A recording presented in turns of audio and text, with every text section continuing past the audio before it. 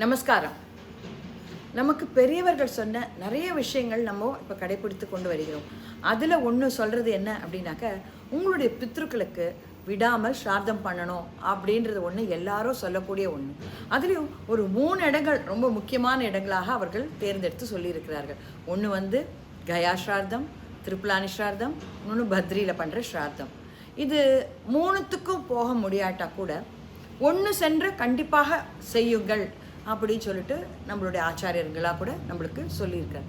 அந்த ஒரு இடம்தான் கயா. நான் சமீபத்தில் 2 வாரங்களுக்கு முன்பு நானும் என் கணவரும் அங்கே சென்று எங்களுடைய பித்ருக்களுக்கு ஸ்ரார்த்தம் செய்யணும் அப்படின்னு சொல்லிட்டு போனோம். It was a nice experience. அதாவது ஒரு மனசுக்கு திருப்தியாகவும் ரொம்ப ஒரு ஃபுல்ஃபில்மெண்ட்டோடு நாங்கள் வந்தோம். அது எங்கே போனோம், எப்படி போனோம் அப்படின்றத உங்களோட கொஞ்சம் ஷேர் பண்ணிக்கலான்னு சொல்லிட்டு.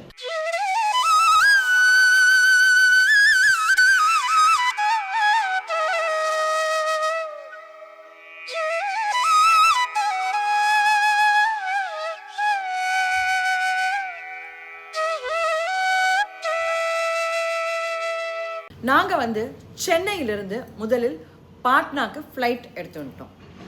அங்கேருந்து ஒரு கார் மூலமாக கயாவுக்கு சென்றோம். அங்கே ராம் கோபால் பவன் அப்படின்ற ஒரு பிளேஸ் இருக்குது. அதனுடைய மேலாளர் ராஜா அப்படின்ற ஒருவர், அவர் அந்த ஊரை சேர்ந்தவர் தான். ஆனால் ரொம்ப நல்லா தமிழ் பேசுகிறார் அவர் எங்களுக்கு மொத்தமாக பேக்கேஜ் மாதிரி எல்லாமே அரேஞ்ச் பண்ணி கொடுத்தார். ஸோ நாங்கள் பட்னாலேருந்து கயா செல்வதற்கு காரை அனுப்பி நாங்கள் அங்கு சென்று ஸ்ரீ விஷ்ணு வியூ ஹோட்டல் அப்படின்னு சொல்லிட்டு ஒரு ஹோட்டல், அதாவது அந்த விஷ்ணு பாதம் இந்த ராம் கோபால் பவனுக்கு எதிரியே நடக்கிற தூரத்துலேயே எல்லாம் கிட்ட கிட்டக்க இருக்குது. அதனால் அங்கே அவர் எங்களுக்கு ஏற்பாடு பண்ணியிருந்தார். It's a very nice hotel with air condition, very nominal. ரொம்ப நல்லா இருந்தது அந்த இடம். அங்கே தங்கினோம். ஆனால் அவர் அந்த ராஜா சொல்கிறது ஒன்று தான், அங்கு வாழை இலை கிடைப்பதில்லை. எல்லாமே மந்தார இலையும் தாமரை இலைகளும் தான் நிறைய இருக்கிறது. வாழை இலை கிடைப்பதில்லை. அதனால் அதை மட்டும் நீங்கள் எடுத்துன்னு வந்துருங்கோ அப்படின்னு அவர் சொல்கிறார்.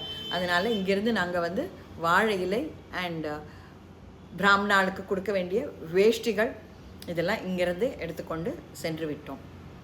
அங்கு சென்றவுடன் மறுநாள் காலை நாங்கள் நல்ல மடி வஸ்திரம்லாம் உடுத்திண்டு அங்கு அந்த பவனுக்கு நடக்கிற தூரம் அதுக்கு சென்றோம். அங்கு அவர் எல்லா ஏற்பாடும் செய்து வைத்திருந்தார். நம்மளுக்கு பரிச்சயமான தமிழ் பிரகஸ்பதியும் ஏற்பாடு செய்து வைத்திருந்தார். அவர் எங்களுக்கு பண்ணி வச்சார். அவர் சொன்னது ஒன்று தான், அந்த கயா ஸ்ராதத்தோடைய இம்பார்ட்டன்ஸ் என்ன அப்படின்றத சொன்னார். அது கேட்குறதுக்கே நம்மளுக்கு நிஜமாகவே இது ஒவ்வொருத்தரும் பண்ணணும் அப்படின்றது தோன்றது. அது கேட்டப்புறம் அதை பற்றி ஒருவர் கொஞ்சம் சின்ன ஒரு பிரசங்கம் மாதிரி பண்ணார்.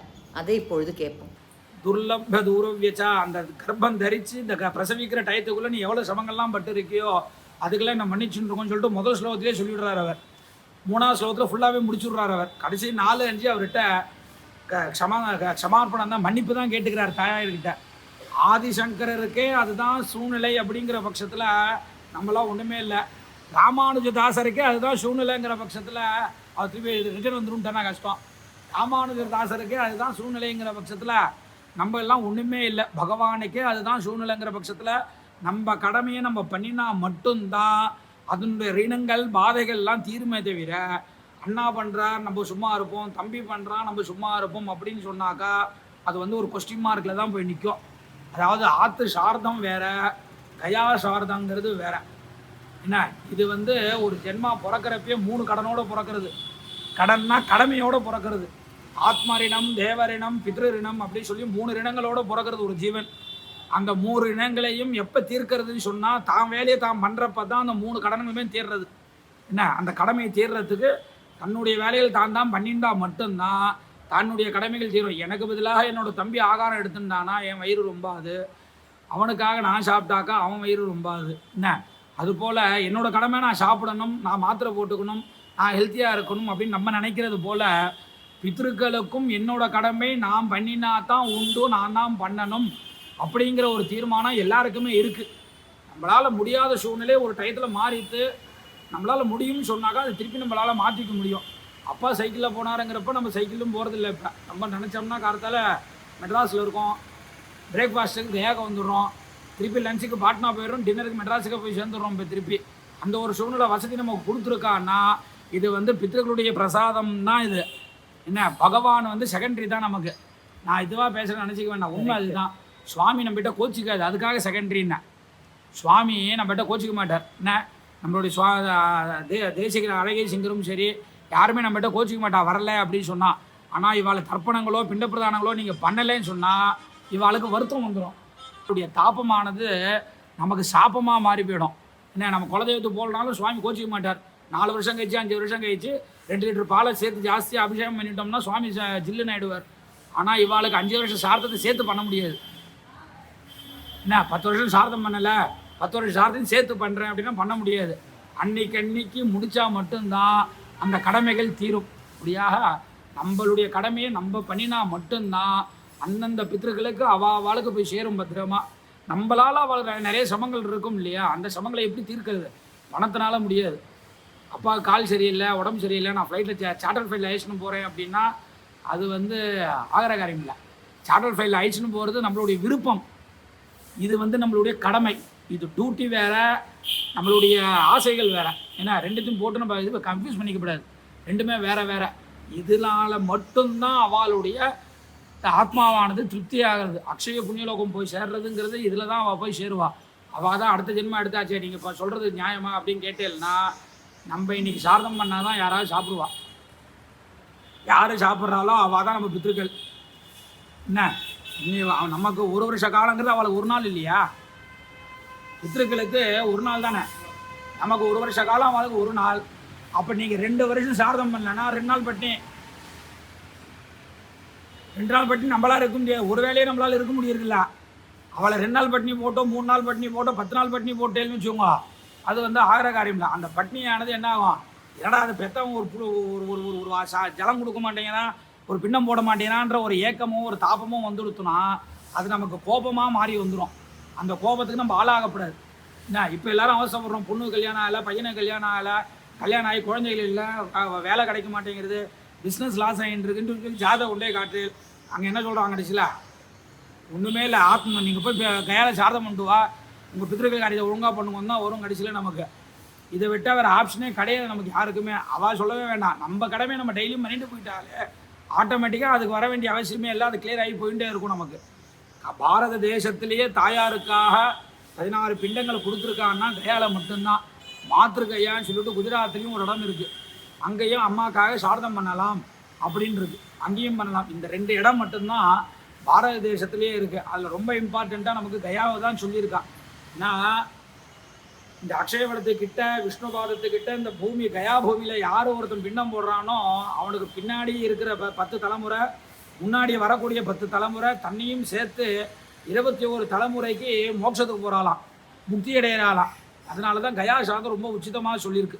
இப்படியாக இந்த 16 பிண்டம் தாயாருக்காக வச்சுருக்கு. என்ன, பாக்கி நீங்கள் என்ன பண்ணுறீங்களோ ஒரு 5 பிண்டம் தனியாக வச்சுருவோங்க. இதானதுனால அந்த தாயார் ரொம்ப சிரமப்பட்டிருப்பாளாம். நம்ம கர்ப்பம் தெரிச்சு அந்த குழந்தை உள்ளே வர்றதுக்குள்ள ரொம்ப சிரமப்பட்டிருப்பாளாம். அதுவும் இல்லாமல் நாட்கள் தள்ளி போயிடுது அப்படின்னு சொன்னால் இருக்கிறவா எல்லாம் ஒரு மாதிரி பேச ஆரம்பிச்சிடுவா. கர்ப்பஸ்ய கமனே துக்கம் விஷமே பூமி வர்த்மனி, நிறைய விஷ சொற்கள்லாம் கேட்டிருப்பேன் இந்த பூமியில் எனக்காக. அந்த மாதிரி ஏதாவது சூழ்நிலை ஏற்பட்டிருந்ததுனானா என்னை மன்னிச்சுங்கோ அப்படின்னு சொல்லிவிட்டு ஆனால் தாயாருக்கும் முதல் பிண்டத்தை வைக்கிறே இல்லைங்க. கர்ப்பம் தரிச்சாச்சு அப்படின்னாக்கா மாசி கிருதம் கஷ்டம் வேதனா பிரசவே சுச்ச தஸ்ய நிஷ்கிரயனார்த்தாய மாத்திருப்பிண்டம் ததாமியகம். கர்ப்பம் தரிச்சதுக்கு அப்புறமா க்ஷணபித்தம் க்ஷணச்சித்தம் சொல்கிறா போல் அந்த ஸ்திரீகளுக்கு வந்து ஒவ்வொரு நிமிஷமும் ஒவ்வொரு மாதிரி இருக்கும். திடீர்னு உட்காரணும் தோணும், திடீர்னு படுத்துக்கணும் தோணும், திடீர்னு ஓடணும்னு தோணும், திடீர்னு குதிக்கணும்னு தோணும், அதை சாப்பிட்லாம் தோணும், இதை சாப்பிட்லாம் தோணும். ஒரு நிமிஷம் போல் ஒரு நிமிஷம் அவளுக்கு இருக்கவே இருக்காது. என்ன, அப்படியாக பல கஷ்டங்களை உனக்கு கொடுத்துருப்பேன், அதுக்காக என்னை மன்னிச்சுங்கோ அப்படிங்கிறது. இந்த குழந்தை பிறக்கிறது அப்படின்னு சொன்னால் அக்னினா சோஷையே தேகம் திராத்ரோ போஷணேனுச்ச. இந்த குழந்தை பிரசவிச்சாச்சு அப்படின்னு சொன்னால் அந்த ஸ்திரீயோட சரீரம் இந்த வெயிலும் சூடும் இருக்கு இல்லையா, இதை விட எவ்வளோ எஸ்ட்ரீமான சூடு இருக்கோ அவ்வளோ சூடாக இருக்குமா அந்த தாயாருடைய சரீரமானது. என்ன அந்த ஷூட்டெல்லாம் தாங்கிட்டு எனக்கு ஒரு ஜீவனை கொடுத்துருக்க, அதுக்காக என்னை மன்னிச்சுங்கோ அப்படிங்கிற. இந்த குழந்தை பிறந்து கொடுத்தோ அப்படின்னா உடனே அந்த குழந்தைக்கு ஒவ்வொரு டயத்துக்கும் தகுந்த மாதிரி ஆகாரங்கள் கொடுக்கணும். என்ன பிறந்து கொடுத்தோம்னா கஷாயங்கள்லாம் கொடுப்பா. என்ன பப்பவ்யா கடுத்ரவ்யானி குவாசானி விவிதானிச்ச, இந்த மாதிரி கஷாயங்கள்லாம் கொடுத்து பிடிச்சிருக்கோ பிடிக்கலையோ மூக்கை பிடிச்சி குழந்தைக்கும் விட்டுருவா, இவளும் குடிக்கணும். என்ன இவளும் குடித்தாதான் டைஜஷன்லாம் ஆகும், குழந்தைக்கு ஒழுங்காக ஆகாரம் கொடுக்கலாங்கிறதுனால அவளுக்கு புளிப்பு பிடிக்கிறதோ திரிப்பு பிடிக்கிறதோ இல்லை கசப்பு பிடிக்கிறதோ அதெல்லாம் விட்டுட்டு எது பிடிக்கலோ அதுதான் மருந்தாக வந்து சேரும் அவங்களுக்கு கடைசியில். இத்தனையும் தியாகம் பண்ணிவிட்டு நமக்காக அந்த சரீரத்தை வருத்திண்டு நமக்கு ஆகாரங்கள்லாம் கொடுத்துருக்கா அப்படிங்கிறதுனால அதுக்காக ஒரு பெனாலிட்டி. இந்த குழந்தை அழறது அப்படின்னாக்கா ராத்திரியில் உடனே தாயார் என்ன பண்ணுவான்னா பக்கத்தில் ஈரமாக இருக்காம பாப்பா. ஏன்னா ராத்திரோ மூத்திர புருஷாபியாம் பித்தியத்தே மாத்திரு கற்பச்சோ. குழந்தை அழறது அப்படின்னா 3 விஷயத்துக்கு தான் அழும். ஒன்று உடம்பு படுத்தணும், இல்லை பசிக்கணும், இல்லைன்னா அதுக்கு அன்கம்ஃபர்டபுளாக இருக்கணும். ஈரமாக இருந்தால் அழ ஆரம்பிச்சிடும். இந்த 3 விஷயத்தை தவிர அந்த குழந்தை அழவே அழாது எப்பயுமே. என்ன அப்போ ராத்திரியில் அழறது அப்படின்னாக்கா மலமூத்திரம். இப்போ தான் அக்கீஸ் போகிற இல்லை, அப்போலாம் அக்கீஸ் கிடையாது, கோமனம் கட்டின்னு தான் நம்மளாம் வந்திருக்கோம். துணியை போட்டாச்சுன்னா ஈரமாக எடுத்துனா குழந்தை அழ ஆரம்பிச்சிடும். உடனே அந்த ஈரத்தில் தாயார் படுத்துன இடத்துல குழந்தைய மாற்றி போட்டுருவா. என்ன அப்படி படுத்துட்டா ஈரத்தில் இடுப்பு வலி வந்துடும். சாதாரணமாக நம்ம ஈரவேஷ்டி கட்டின்னு இருந்தாலே 1 மணி நேரம் 2 மணி நேரத்துலாம் இடுப்பு வலி வர ஆரம்பிச்சிடும். ஆனால் அந்த தாயார் அந்த ஈரத்துலேயே நைட்டு ஃபுல்லாக படுத்துட்டு இருப்பாளாம். என்ன ராத்திரோ மூத்திர புரீஷாபியாம் பித்தியத்தே மாத்திரு கற்பட்டோ தஸ்ய நிஷ்கிரயணார்த்தாய மாத்திரு பிண்டம் ததாமியகம். அந்த மாதிரியான பாதைகள்லாம் உனக்கு கொடுத்துருந்தேனாக்கா என்னை மன்னிச்சிருங்கோ அப்படிங்கிற. இந்த குழந்தை ஓரளவுக்கு பெருசாயாச்சு அப்படின்னா ஸ்கூலுக்கு போகிறதும் வச்சுப்போம்.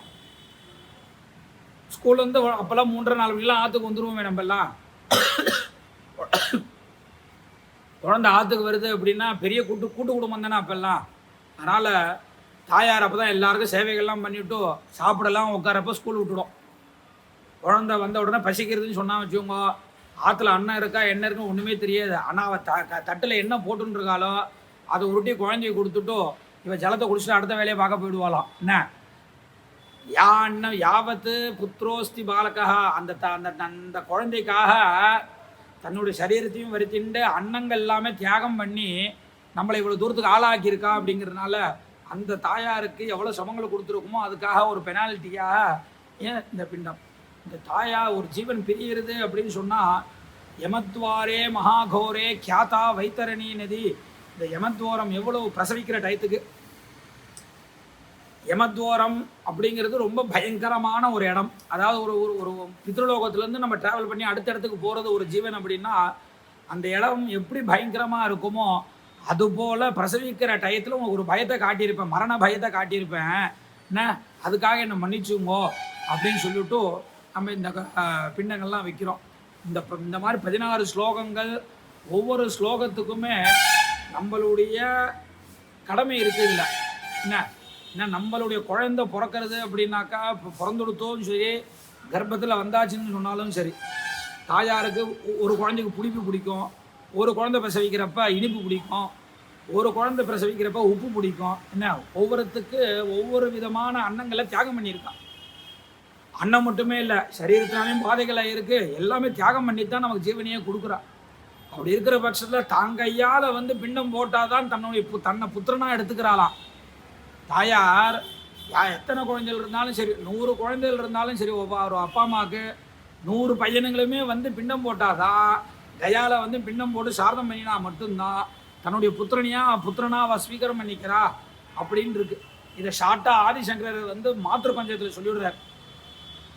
என்ன 5 ஸ்லோகத்தில் முடிச்சுடுறார்.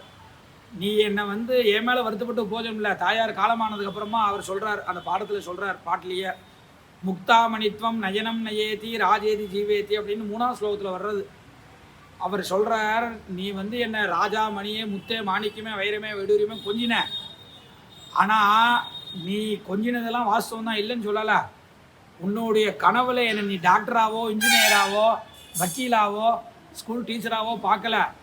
ஒரு காவி வஸ்திரம் தரிச்சுட்டு ஒரு சன்னியாசியாக தான் நீ பார்த்த. சொப்ன காலேசு திருஷ்டுவான்னு முடியும் அந்த ஸ்லோகம். நீ என்னவா என்னை பார்த்தியோ அது மாதிரி தான் நான் வந்திருக்கேன் உங்ககிட்ட. அதனால என்னால் உனக்கு கொடுக்க முடியும், ஒருபடி அரிசி தான் கொடுக்க முடியும். இதை மட்டும் நீ எடுத்துக்க வேண்டியது அப்படின்ட்டு தன்னுடைய தாயாருக்காக அவர் அந்த மாத்ரு பஞ்சகத்தை அப்போ எழுதுறார். கடைசி நேரத்தில் அந்திம சம்ஸ்காரம் பண்ணுற டயத்தில் எழுதுறார். அந்த 5 ஸ்லோகத்தை தான் இங்கே விரித்து 16 ஸ்லோகமாக சொல்லியிருக்கு. வேறு பெரிய விஷயமே இல்லை. அந்த அந்த அந்த ஸ்லோகத்தை கேட்டாலே உங்களுக்கு ஈஸியாக புரிஞ்சிடும். கேட்டீங்க இல்லையா? அதுவும் எஸ்பெஷலி அம்மாவுக்கு 16 பிண்டங்கள் ஏன் வைக்கணும் அப்படின்னு அவர் சொல்கிற அந்த ஒரு பிண்டத்துக்கும் உள்ள அர்த்தங்கள். நீ என்னை வயிற்றில் சுமந்தாயே, நீ எவ்வளோ கஷ்டப்பட்டிருப்ப, நான் உன்னை வயிற்றில் இருக்கிறச்சே எவ்வளோ உதைச்சிருப்பேன், வெளியே வந்தவுடன் உன் உடம்பு கூட பார்க்காம எனக்கு நீ ஃபீட் பண்ணி உன் ரத்தத்தை எனக்கு பாலாக கொடுத்தாயே அப்படி சொல்லிட்டு ஒன்று அம்மாவை பற்றி சொல்கிறச்சே கேட்குறச்சே கண்ணில் தண்ணி வராதவா யாருமே இருக்க மாட்டான். இதனோட சிமிலர் என்ன அப்படின்னாக்க நம்மளுக்கு ஆதிசங்கரர் அருளிய மாத்ருகா பஞ்சகம். அது கேட்டும் நம்மளுக்கு தண்ணி வராதவாளே இருக்க மாட்டான்.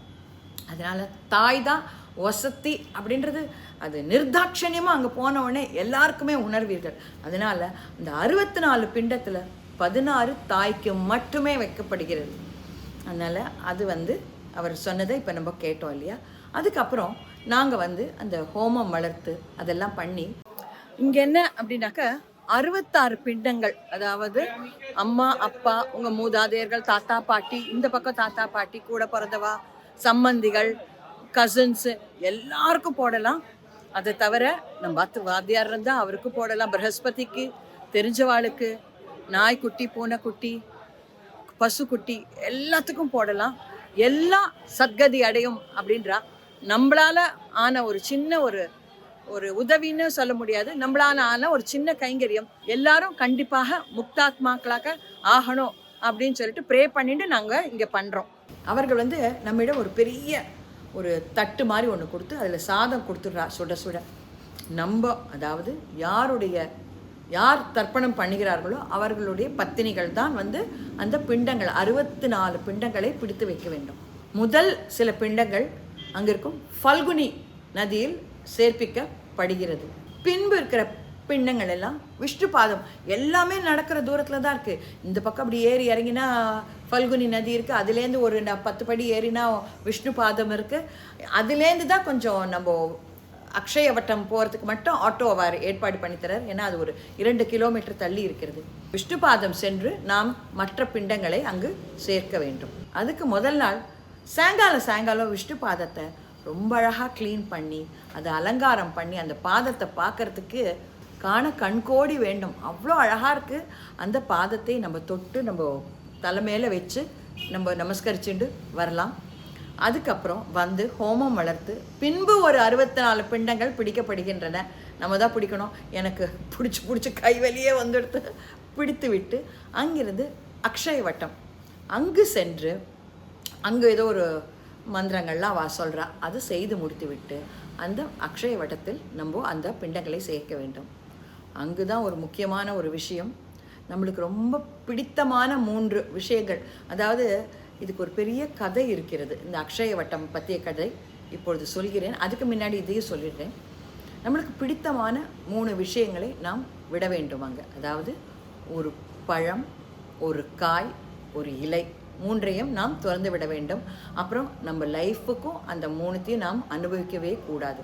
ஏன்னா நம்மளுக்கும் ஒரு திடத்தன்மை வேண்டும் இல்லையா? அதனால் நம்மளுக்கு பிடிச்சதை விட்டுட்டு எப்படி இருக்கும் லைஃப்பில் அப்படின்னு பார்க்கறதுக்கோசரம் அது ஒரு ரொம்ப இன்ட்ரெஸ்டிங்கான ஒரு விஷயம். இந்த அக்ஷய வடம் பற்றி ஒரு சின்ன கதை. ராமரும் சீதையும் காட்டில் அப்படி வந்துன்னு இருக்கிறச்சே அப்போது அவர்கள் தந்தை அங்கு இறந்து விடுகிறார் அப்படின்றது அப்புறம் தான் தெரிய வருது. உடனே இவர் என்ன பண்ணுறார், ஐயோ அப்பா செத்து போயிட்டாரே, நம்ம அவருக்கு ஒன்றும் தர்ப்பணம் கொடுக்கலையே அப்படின்னு நினைக்கிறச்சே தசரதரே எனக்கு இந்த நதியின் கீழ் தர்ப்பணம் கொடு அப்படின்றத கேட்குறார். உடனே ராமர், என் கையில் ஒன்றுமே இல்லையே, நான் என்ன பண்ணுவேன் அப்படின்னு சொல்லிட்டு நான் போய் எல்லாத்தையும் எடுத்துகிட்டு வரேன்னு சொல்லிட்டு அவரும் லக்ஷ்மணனுமாக போகிறார். சீதா மட்டும் அங்கேயே இருக்கிறார். நேரம் ஆகிக்கொண்டே இருக்கிறது. உடனே இவர் என்ன பண்ணுறார், மா நீ கொடுத்துடுமா பரவாயில்ல, ஏன்னா இன்று நாள் போய்விட்டது என்றால் ஒரு நாள் போய்விட்டதாகும், அப்புறம் அந்த இது முடிஞ்சு போயிடும். அதனால் நீ எனக்கு சூரிய அஸ்தமனத்துக்குள்ளே நீ உன் கையால் கொடுத்துரு. அவன் கேட்குறேன், நான் என்னன்னு கொடுப்பேன், என்கிட்டயும் ஒன்றுமே இல்லையே, 3 பிடி மண்ணை பிடிச்சி நீ எனக்கு இதுவாக கொடுத்துடு, நான் அதை தத்தமாக கொடுத்துடு, நான் எடுத்துக்கிறேன் அப்படின்ட்டு. உடனே சீத்தையும் நான் அப்படி பண்ணுறேன், ஆனால் நான் பண்ணதை யார் சாட்சி சொல்வார்கள்? ஏன்னா ராமர் வந்து கேட்டாக்க நான் பண்ணேன்றதை யார் சாட்சி சொல்வார்கள் அப்படின்னு கேட்குறாங்க. உடனே அங்கே பக்கத்தில் இருக்கும் மாடு, ஒரு மாடு, இந்த பசுமாடு ஒரு சாட்சி சொல்லும் அப்படின்ற.